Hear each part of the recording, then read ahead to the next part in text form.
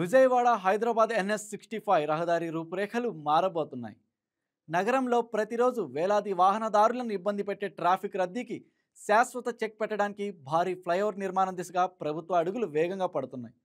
గొల్లపూడి నుంచి కనకదుర్గ వారధి వరకు 5 కిలోమీటర్ల మేర నిర్మించనున్న ఈ ఫ్లైఓవర్ త్వరలో విజయవాడకు వచ్చే అతిథులకు స్వాగతం పలకనుంది. కన్సల్టెన్సీ సంస్థ రూపొందించిన DPRలో ఈ మెగా ప్రాజెక్ట్ ప్రతిపాదన వచ్చింది. ప్రస్తుతం హైదరాబాద్ నుంచి వచ్చే వాహనదారులు ట్రాఫిక్ రద్దీతో ఇబ్బందులు ఎదుర్కొంటున్నారు. గొల్లపూడి చెక్పోస్ట్ దాటితే మొదలయ్యే రద్దీ దుర్గాగుడి చేరుకునే లోపు సహనాన్ని పరీక్ష పెడుతోంది. ఈ ఫ్లైఓవర్ వస్తే రద్దీకి గుడ్ బై చెప్పొచ్చని అధికారులు చెబుతున్నారు.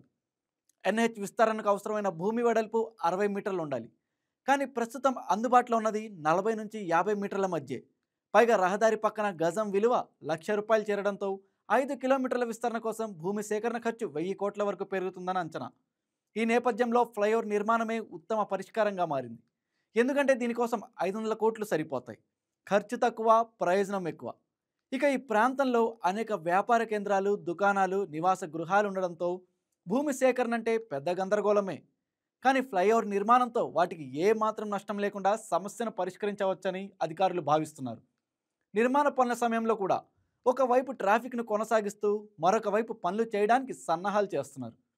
ప్రస్తుతం DPR ప్రాజెక్టుకు appraisal and technical scrutiny committee దగ్గర పరిశీలనలో ఉంది.